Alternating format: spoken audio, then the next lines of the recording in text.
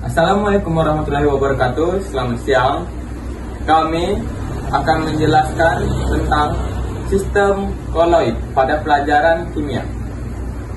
Perkenalkan, nama saya Yuzal Fikri Pratama. Perkenalkan, nama saya Muhammad Farid Raditya. Kenalkan, nama saya Hirani Oktavia. Kenalkan, nama saya Karisa Satria Ramadhani. Dan itu adalah anggota kelompok kami. Sistem dispersi. Dispersi adalah suatu sistem di mana partikel terdistribusi dari suatu bahan tersebar dalam sebuah fase berkelanjutan dari bahan lain. Dua fase tersebut mungkin berada dalam fase materi yang sama atau fase materi yang berbeda. 1. Suspensi. Campuran heterogen yang mengandung partikel padat yang tersebar dalam suatu cairan tetapi tidak larut di dalamnya. Campuran heterogen. Suspensi adalah jenis campuran yang tidak merata, artinya zat-zat penyusun masih dapat dibedakan satu sama lain. Partikel padat terdispersi.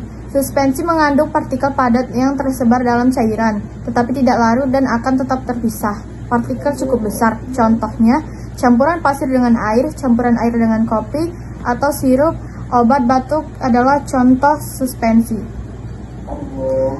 Dispersi. Larutan. Larutan adalah campuran homogen dari dua atau lebih zat, di mana zat-zat tersebut tidak dapat dibedakan satu sama lain dan tersebar merata.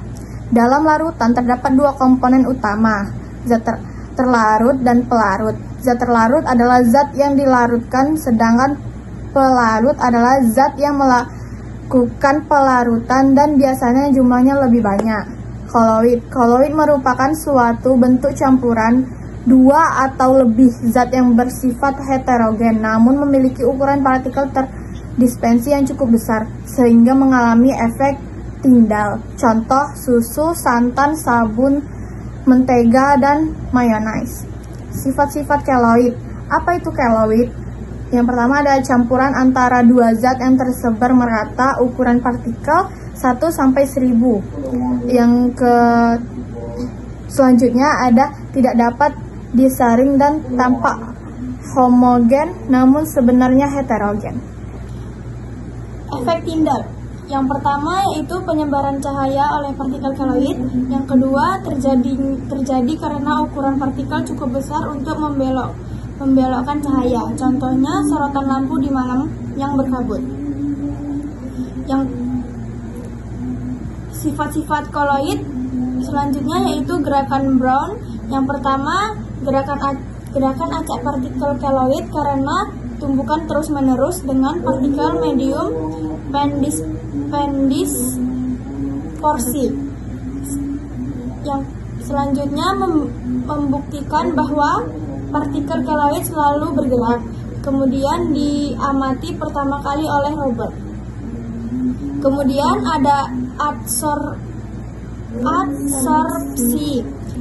yaitu kemampuan partikel koloid menyerap ion atau molekul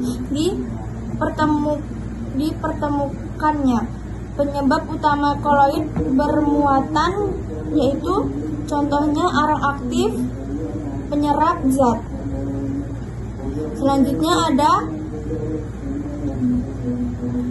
konggulasi, yaitu penggumpalan partikel koloid sehingga mengendap.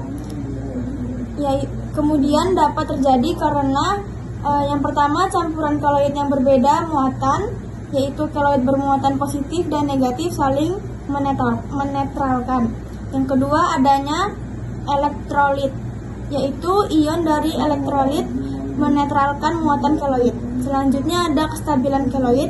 Kestabilan koloid adalah jika partikel tidak saling menggumpal. Yang pertama menghilangkan muatan koloid, yaitu dapat menyebabkan konggulasi. Yang kedua penambahan Besar dalam zat lain dengan ukuran partikel antara 1 hingga 1000 nm.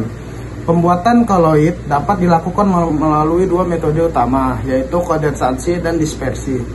Kondensasi kimia, yaitu melibatkan reaksi kimia seperti reaksi redoks, oksidasi, atau reduksi untuk membentuk partikel koloid, contohnya pembuatan solpera, iodida, dan pembuatan nitrat dan kalium iodida.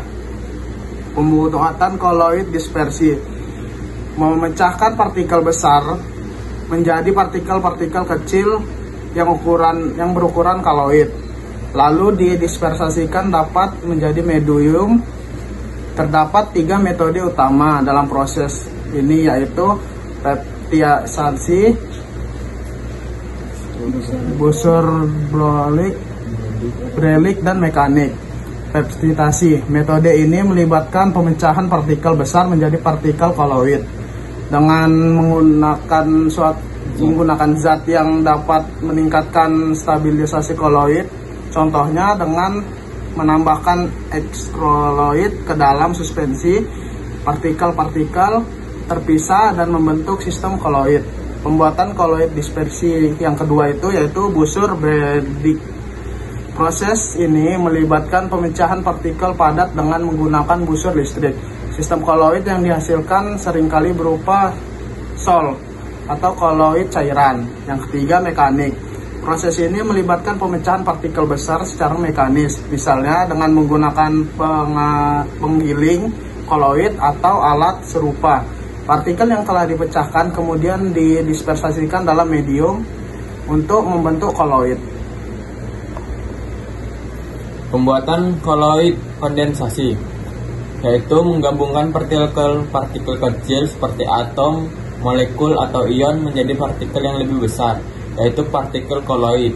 Proses ini melibatkan perubahan ukuran partikel dari kecil ke besar sehingga membentuk sistem koloid. Cara kerja koloid kondensasi. 1. Penggabungan partikel kecil. Koloid kondensasi dimulai dengan partikel kecil yang tersebar dalam suatu media, biasanya cairan. Partikel ini dapat berupa atom, molekul, atau ion. 2. Reaksi kimia. Proses penggabungan dapat terjadi melalui beberapa reaksi kimia seperti reaksi redoks, dekomposisi, atau hidrolisis. Reaksi redoks, reaksi yang melibatkan transfer elektron antara zat yang mengoksidasi dan zat yang mereduksi. Contohnya pembuatan sol emas dengan mereduksi ion emas atau Au3 positif menjadi atom emas, yaitu Au.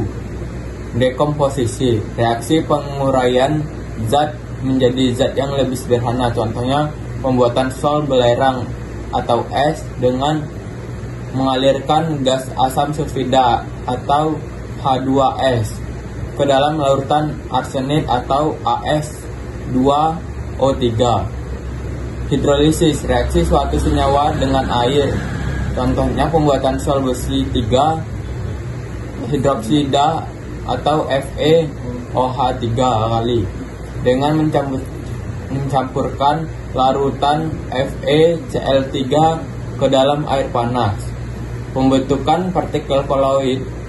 Setelah partikel kecil bergabung, mereka akan membentuk partikel yang lebih besar, yaitu partikel koloid.